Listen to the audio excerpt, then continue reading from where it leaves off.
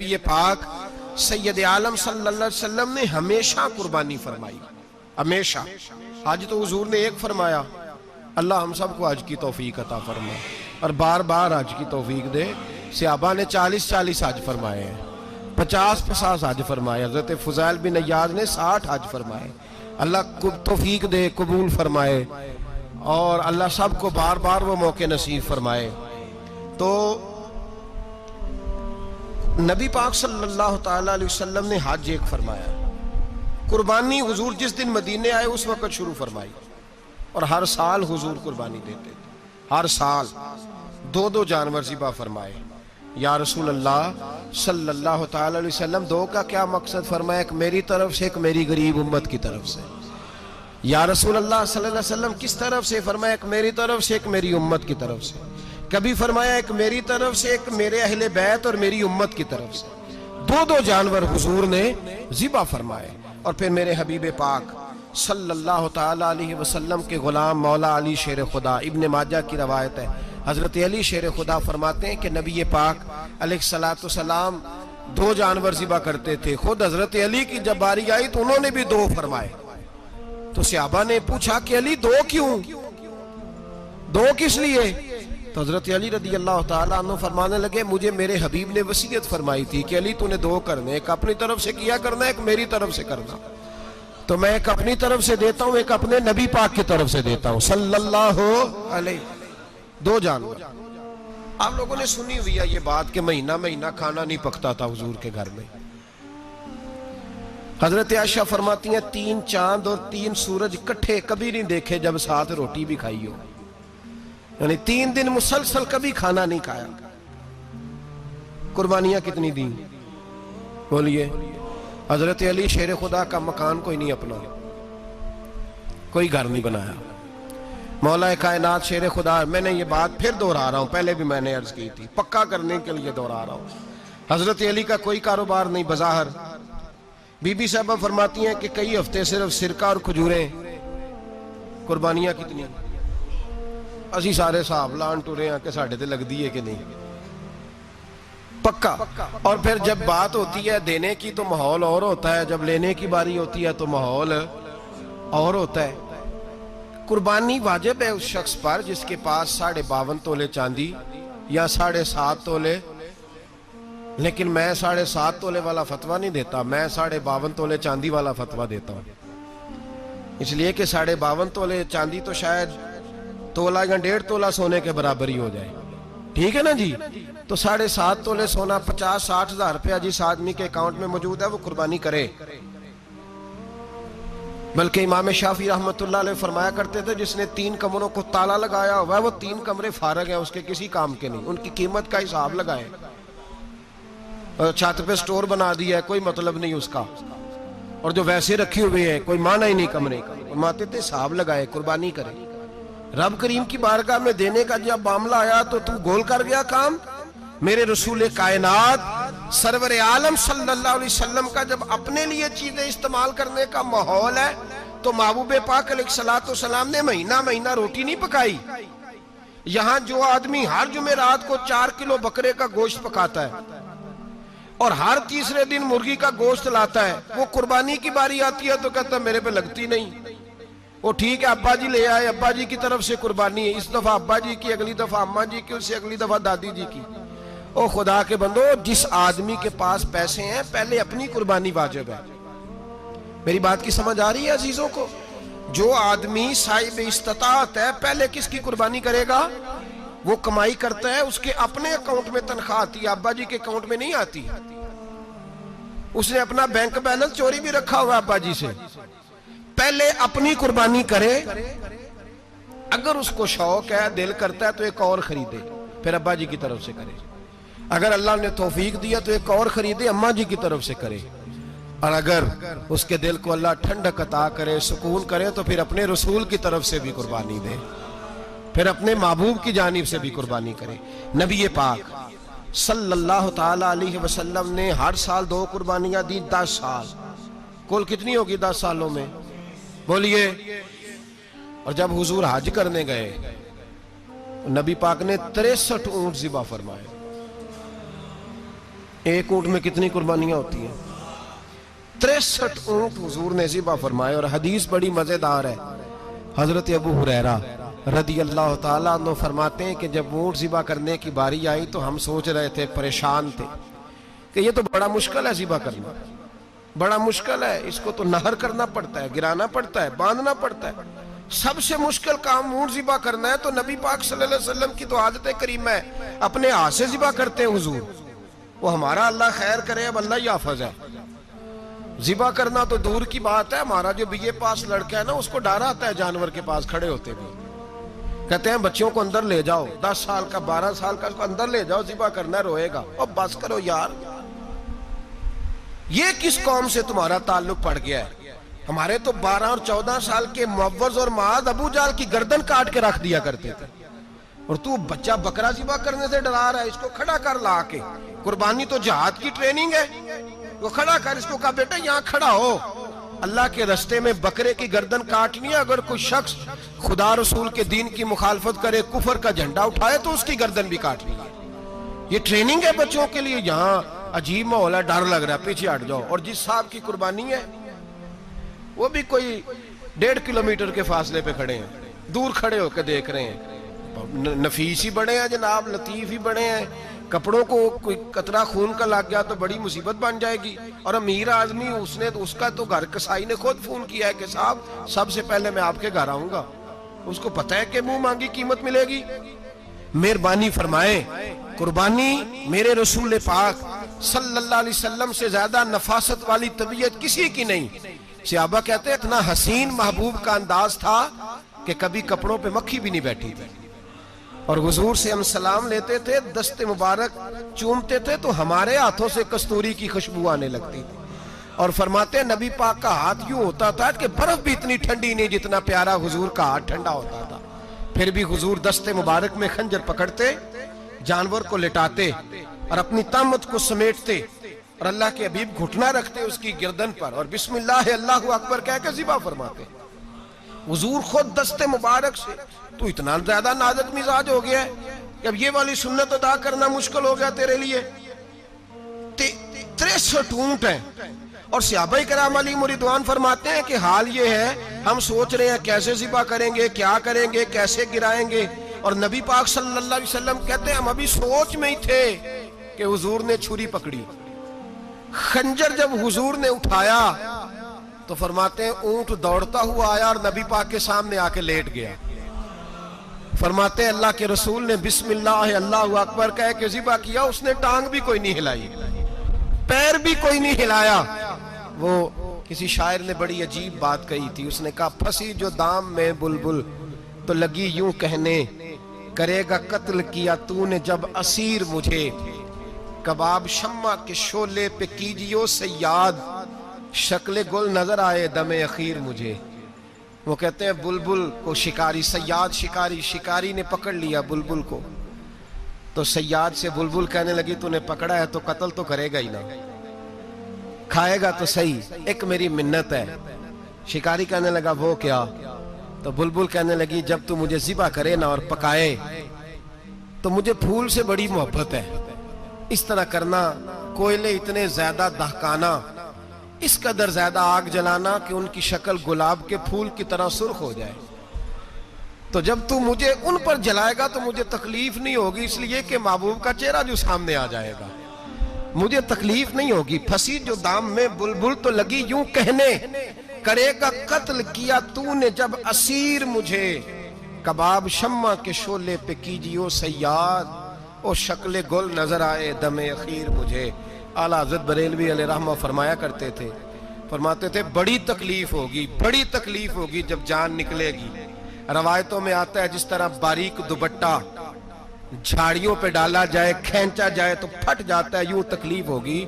پر فرمانے لگے رسول اللہ کے غلام کو کوئی تکلیف نہیں ہوگی. حضور کیوں؟ فرمایا اس لیے کہ جب جان نکلنے لگے گی تو سامنے جلوہ والضحیٰ آ جائے گا. حضور کے جلوے ہوتے رہیں گے تو پتہ ہی نہیں چلے گا جان کیسے نکل گئی. پھنسی جو دام میں بلبل. تو صحابہ فرماتے ہیں کہ اونٹ دوڑتا ہوا آیا، حضور کے سامنے آ کے لیٹا، نبی پاک نے ذبح فرمایا اور فرماتے حد ہو گئی. حضور نے توجہ فرمائی تو دوسرا دوڑتا ہوا آ گیا. تیسرا آ گیا. حضرت ابو ہریرہ فرمایا کرتے اونٹ ایک دوسرے کو دھکے دیتے تھے, پیچھے ہٹ جا, پہلے میں نے جانا ہے, پہلے میں نے جانا ہے. 63 اونٹ وادی مینا میں حج کے موقع پر میرے رسول پاک نے دست مبارک سے ذبح فرمائے. ہر قربانی حضور نے اپنے ہاتھوں سے فرمائی. قربانی واجبات دین میں سے, ضروریات دین میں سے, اور کوئی اتنا لمبا چوڑا مسئلہ نہیں. بہت ساری چیزوں کو خود بخود مشکل کر لیتے ہیں. ٹی وی پہ خبر آتی ہے فیصل آباد کے 2 بیل ہیں, بولو اور ڈولو, پتہ نہیں کتنے من ان کا وزن ہے. ان سے پوچھا جا رہا ہے کہ بولو ڈولو کھاتے کیا ہیں, تو کہتے ہیں بادام کھاتے ہیں, مکھن کھاتے ہیں. یہ جناب پتہ نہیں ان کو دودھ کتنے کلو روز پیتے ہیں, اور بولو ڈولو بیچارے سے خود نہیں چلا جا رہا. لگ ایسے رہ جیسے وہ خود کہہ رہے ہیں مہربانی کرو ہمیں ذبح کر لو, اب تو اٹھا بیٹھا بھی نہیں جا رہا. او خدا کے بندو, دین کی اصل حقیقت کو سمجھو. یہ تو حضور نے فرمایا خوبصورت جانور لاؤ, یہ کس حدیث میں آیا ہے کہ اسے بادام کھلاؤ؟ آج لوگ انسانوں کو روٹی نہیں مل رہی اور جانوروں کو بادام کھلا رہے ہو. کو کرنے اس کے حصے میں جو اللہ نے شے رکھی ہے نا وہ چارہ ہے. اس کو چارہ کھلاؤ اور اچھے طریقے سے پیٹ بھر کے کھلاؤ. جانور کو پیٹ بھر کے چارہ کھلایا جائے تو جتنی اس کی طبیعت ہوتی ہے اس حساب سے وہ صحت مند ہو جاتا ہے. باقی یہ تو آپ کسی شخص کو اتنا کھلا دیں کہ اس کا پیٹ اتنا بڑا ہو جائے, پھول جائے, تو وہ بیچارہ تکلیف میں آئے گا کہ نہیں آئے گا؟ یہ کس قسم کا ماحول ہے؟ ایک بکرا بکا لاہور میں اور سیٹھوں نے شرطیں لگائی ہوئی ہیں, میں 5 لاکھ کا لایا ہوں تو میں 9 لاکھ کا. یہ کیا چکر ہوا؟ مجھے اتنا کھلایا جی اس کو فلاں چیز. یہ کس نے کہا ہے کھلانے کا؟ بادام کھانا کس حدیث میں آیا؟ کس صحابی نے اپنے بکرے کو بادام کھلائے؟ کس نے مکھن کھلایا؟ کس نے پیڑے کھلائے؟ بس کرو, عجیب تماشا لگ گیا ہے. اور یہاں تو اتنی بری حالت ہو گئی ہے کہ عورتیں ناچنے لگی ہیں قربانی کے جانوروں کے آگے, بیبیاں بیچنے لگی ہیں. اللہ کے غضب کو آواز نہ دو. یہ قربانی ہے کہ ہر چیز کا, مذہب کی ہر شے کا مذاق بنا دیا ہے. جس دین نے عورت کی اپنی قربانی بھی ہو تو اس کو ذبح کرنے کی اجازت نہیں دی, مرد ذبح کرے گا. جو دین کہتا ہے کہ عورت ذبح نہیں کرے گی, وہ عورت بیچ سکتی ہے اللہ کے جانور. یہاں جس کا میں نے رمضان میں بھی کہا تھا, پھر بات دہراتا ہوں, سارا سال ناچتے گاتے ہیں اور عید کا موقع آتا ہے تو 2-4 مولوی بٹھا کے وہ دین سکھانا شروع کر دیتے ہیں. کوئی پتہ ہی نہیں, کوئی خبر ہی نہیں. جس بوتل میں کل تک شراب بک رہی تھی اسی میں دودھ پلاؤ گے؟ جس برتن میں کل تک پیشاب تھا اس میں آج لوگوں کو شہد پلاؤ گے؟ بس کرو, یہ مذاق نہیں, یہ رسول اللہ کا دین ہے. نبی پاک سید عالم صلی اللہ تعالی علیہ وآلہ وسلم نے کوئی ذمہ عورت کے کوئی چیز نہیں لگائی ایسی جس میں اسے مردوں کے ساتھ شامل ہونا پڑے. اور عورت سمجھ ہی نہیں رہی کہ یہ اس کی تذلیل ہے, عزت نہیں. صابن بک رہا ہے تو ساتھ بی بی کھڑی ہے, شیمپو بک رہا ہے تو عورت اس کی جو ہے وہ ایڈ دے رہی ہے. یہ عزت ہے عورت کی؟ رسوا کر دیا تم نے ہر شے میں عورت. اب قربانی کا جانور بھی بی بی بیچے گی؟ غیرت کہاں گئی اس قوم کی؟ میرے رسول پاک سرور دو عالم صلی اللہ تعالی علیہ وسلم کو کسی نے آ کے کہا فلاں قبیلے کے لوگوں نے عورت کو سربراہ بنایا ہے, عورت کو آگے لگا لیا ہے. فرمایا تباہ ہو گئے وہ لوگ, انہوں نے عورتوں کو اپنے آگے پیشوا بنا لیا. جس رب نے عورت کو نبوت نہیں دی, امامت کرنے کا حق نہیں دیا, کس چکر میں لوگ پڑ گئے؟ 5 لاکھ کا جانور کس لیے لائے ہو؟ 5 لاکھ کا تفاخر کے لیے, دکھانے کے لیے؟ تو اگر 50,000 کا 60,000 کا بھی جانور لاتا تو اچھا آ جاتا. اور 50,000 کا جانور لائیں تو 5 لاکھ میں کتنے آتے ہیں بولے؟ تو 10 جانور ذبح ہوں گے تو کتنے غریبوں تک گوشت جائے گا, کتنے گھروں کا بھلا ہوگا. ہر چیز کا چکر الٹا کر دیا گیا ہے. اور صرف حج کے لیے ہوتی تو میرے رسول پاک ہر سال قربانی نہ کرتے, اور میرے نبی پاک قربانی دینے کا حکم. ایک اور بات بڑی لوگ پوچھنے لگے, کہتے جی گائے کی ہوتی ہے, بھینس کی بھی ہوتی ہے کہ نہیں؟ چلو جی اب نئی بات نکل آئی. حدیث پاک میں لفظ آیا اونٹ کا, نبی پاک نے فرمایا بکرا 1 سال کا, گائے 2 سال کی, اونٹ 5 سال کا. حدیث میں لفظ آ گیا اونٹ کا. آپ کو بندہ کہے پہلے بتائیں نر کا کہ مادہ کا, تو میں کدھر سے آپ کو حدیث نکال کے دوں جس میں نر بھی اور مادہ علیحدہ علیحدہ ہو؟ حدیث پاک میں ذکر آ گیا دمبے کا، مینڈے کا. اب باقی جو سارے جاگ رہے ہیں نا، اب غور فرمائیں، باقی ایک بکرا ہے، ایک چھترا ہے، ایک دمبا ہے، ایک دیسی بکرا ہے، ایک پہاڑی بکرا ہے، تو علیحدہ لفظ کہاں سے نکال کے دیے جائیں؟ یہ ساری انواع ہیں، اقسام ہیں، نوع ہیں. اسی طرح بھینس بھی گائے کی ایک قسم ہے. امام اعظم ابو حنیفہ فرماتے ہیں نوع منہ، یہ اس کی ایک قسم ہے، نوع میں سے ہے، گائے کی نوع میں سے. آپ عام لفظ بولتے ہیں تو کہتے ہیں بکرا، چھترا، گائے، بھینس، عام لفظ ہے نا. تو جب گائے کہہ دیا تو اب کو بندہ کہے گائے آیا تو پہلے بتائیں گائے تو ہے تو اس میں بیل شامل ہے کہ نہیں؟ تو گائے کی جتنی قسمیں ہیں نا، ہمارے محدثین بھینس کو گائے میں شامل کرتے ہیں. بھینس گائے کی ایک قسم ہے. تو نبی پاک صلی اللہ علیہ وسلم نے جب گائے کا لفظ استعمال کیا تو بھینس اس کے اندر آ گئی. تو اگر گائے کی قربانی جائز ہے تو بھینس کی قربانی بھی جائز ہے. اگر بیل کی قربانی جائز ہے تو کٹے کی قربانی بھی 100% جائز ہے. اس کے اندر 7 حصے ڈالے جائیں گے، اسے قربان کیا جائے گا، یہ جائز ہے. اگر آپ صریح لفظ نکال کے دکھانے کو کہیں گے تو پھر تو بڑی چیزوں میں لوگ الجھ جائیں گے. پھر کیسے نکالا جائے گا خسی کی جائز ہے کہ نہیں، جو خسی نہیں اس کی جائز ہے کہ نہیں، فلاں کی. تو ان تفصیلات، ہاں بہت ساری چیزوں کی تفصیلات حدیث میں ہیں لیکن ساری چیزوں کی موجود نہیں. اس لیے میرے عزیز یاد رکھیں، بھینس کی قربانی بھی ہوگی، گائے کی بھی ہوگی، بیل کی بھی ہوگی، کٹے کی بھی ہوگی. جن کی نہیں ان کی نہیں. ہم نے کبھی کہا ہرن کی قربانی بھی ہوگی یا مرغی کی قربانی بھی ہوگی. تو حدیث مبارکہ کے اندر جو چیزیں موجود ہیں ان کی جتنی اقسام ہیں ان سب کی قربانی کرنا ہاں جائز ہے. اور میرے نبی پاک صلی اللہ علیہ وسلم نے فرمایا جانور خوبصورت ہو، لنگڑا نہ ہو، کانا نہ ہو، زخمی نہ ہو، خوبصورت جانور لاؤ، اس کو لا کے ذبح کرو. لوگ کہتے ہیں چلو اتنے پیسے اللہ کے راستے میں دے دیں، تو یہ کافی نہیں کافی. مسلم شریف میں، بخاری شریف میں میرے نبی پاک سید عالم صلی اللہ تعالی علیہ وسلم نے فرمایا 10 ذی الحج کو اللہ کی نظر میں ابن آدم کا سب سے پسندیدہ عمل. لیکن نا 10 ذی الحج کو، کل 10 ذی الحج ہے تو بڑے کام ہوں گے. فجر کی نماز بھی ہوگی، تکبیرات تشریق بھی پڑھی جائیں گی. آج فجر سے شروع ہو گئی نا، 9 کی فجر سے لے کر 13 کی عصر تک تکبیرات تشریق پڑھی جائیں گی. اللہ اکبر، اللہ اکبر، لا الہ الا اللہ واللہ اکبر، اللہ اکبر وللہ الحمد، اللہ اکبر، اللہ اکبر، لا الہ الا اللہ واللہ اکبر، اللہ اکبر وللہ الحمد، اللہ اکبر، اللہ اکبر، لا الہ الا اللہ واللہ اکبر، اللہ اکبر وللہ الحمد. کوشش کریں جب بھی پڑھیں 3 بار پڑھیں. تکبیرات تشریق بھی پڑھی جائیں گی، فجر کی نماز بھی کل ہوگی، عید کی نماز بھی ہوگی، لوگ اور بھی کوئی ذکر اذکار کریں گے. لیکن میرے نبی پاک صلی اللہ علیہ وسلم نے فرمایا 10 ذی الحج کو اللہ کو اپنے بندے کا جو کام سب سے زیادہ پسند ہے وہ یہ ہے کہ وہ اللہ کے راستے میں جانور کا خون بہائے. حالانکہ نمازیں بھی ہیں، اذکار بھی ہیں، تکبیرات بھی ہیں، سارا کچھ ہے، پر اللہ کو سب سے زیادہ کیا پسند ہے؟ جانور کو قربان کرنا. یہ اللہ کو بڑے خوبصورت لفظ نبی پاک علیہ السلام نے فرمایا قربانی کا جانور قیامت کے دن اپنے سینگوں اور کھروں سمیت آئے گا، اور جس نے قربانی کی ہوگی اس کی بخشش کروا کے اسے جنت میں لے کر جائے گا.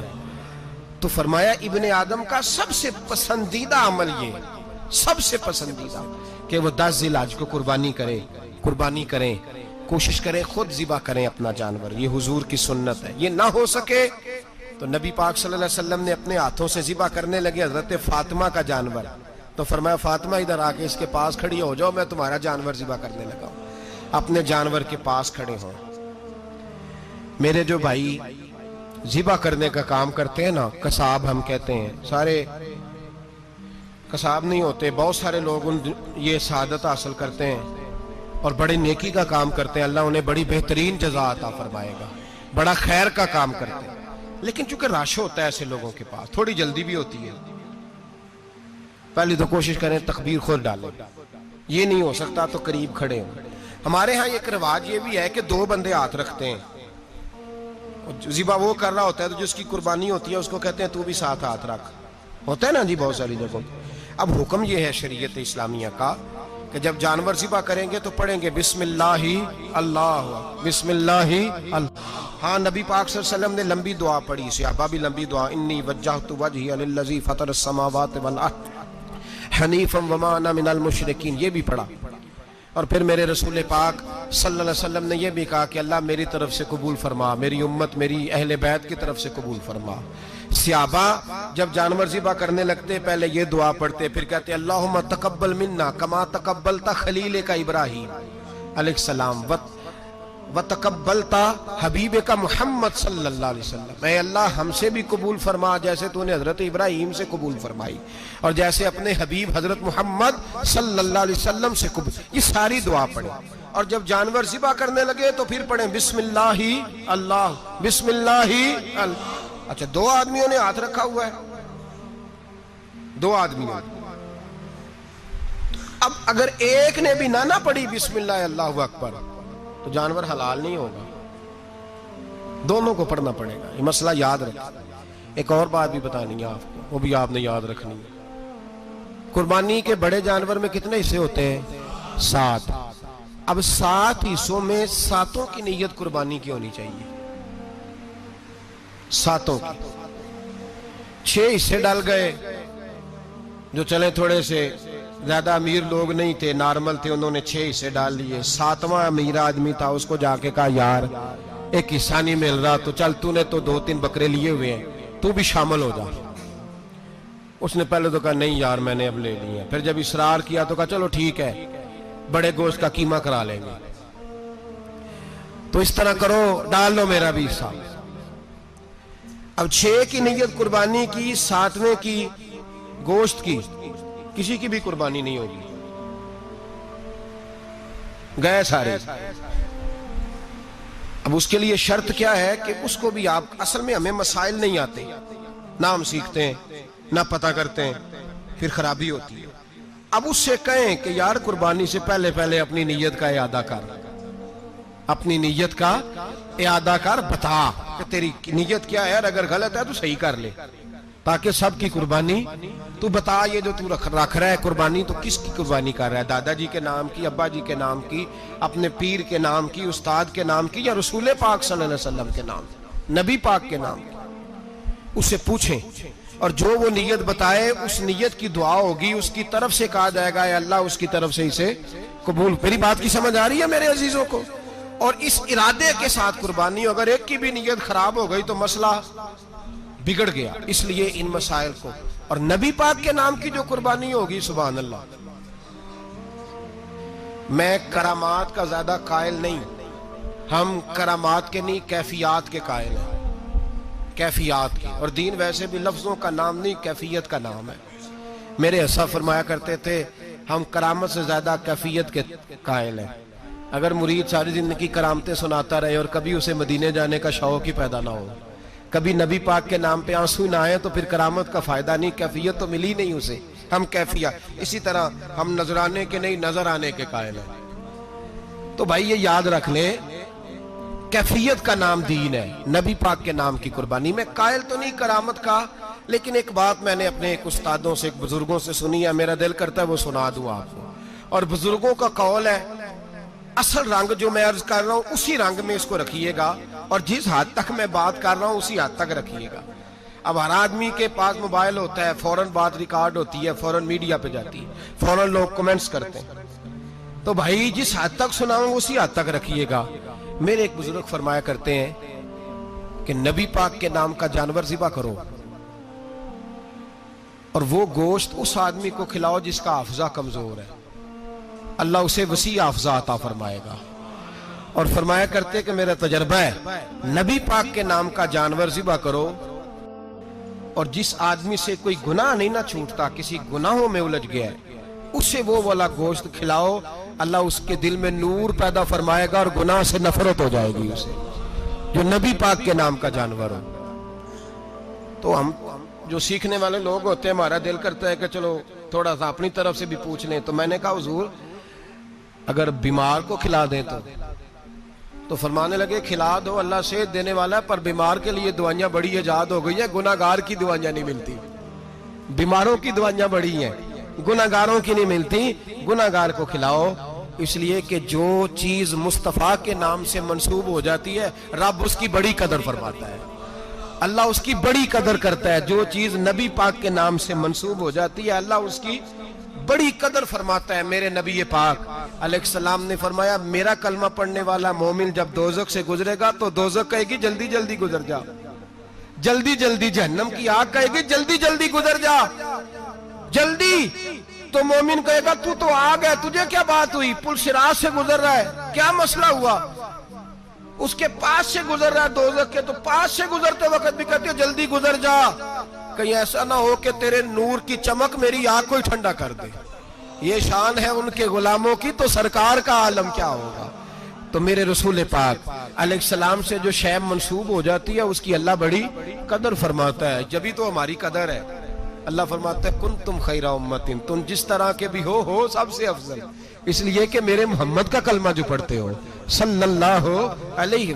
तो कुर्बानी करें, अच्छी नीयत के साथ करें, खुलूस के साथ करें। कुर्बानी के गोश्त के 3 हिस्से करने।